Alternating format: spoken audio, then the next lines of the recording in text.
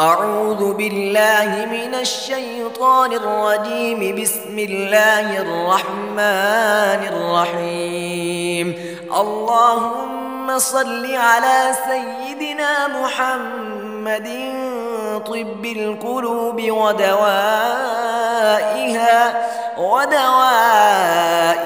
وعافية الأبدان وشفائها ونور الأبصار وضيائها وعلى آله وأصحابه وبارك وسلم. اللهم أنت ربي لا إله إلا أنت، عليه توكلت وأنت رب العرش العظيم. ما شاء الله كان وما لم يشاء لم يكن، ولا حول ولا قوة إلا بالله العلي العظيم.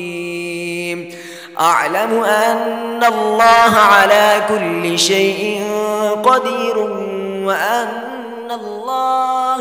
وأن الله قد أحاط بكل شيء علما.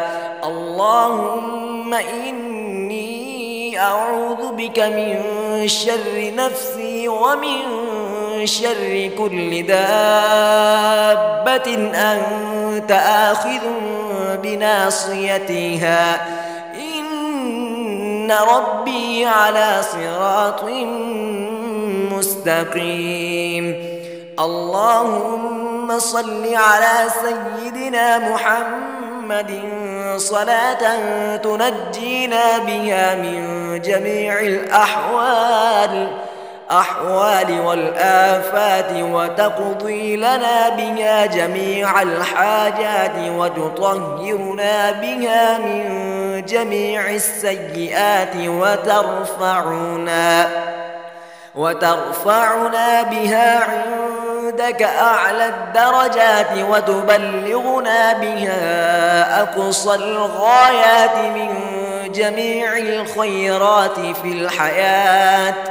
في الحياة وبعد الممات، إنك على كل شيء قدير.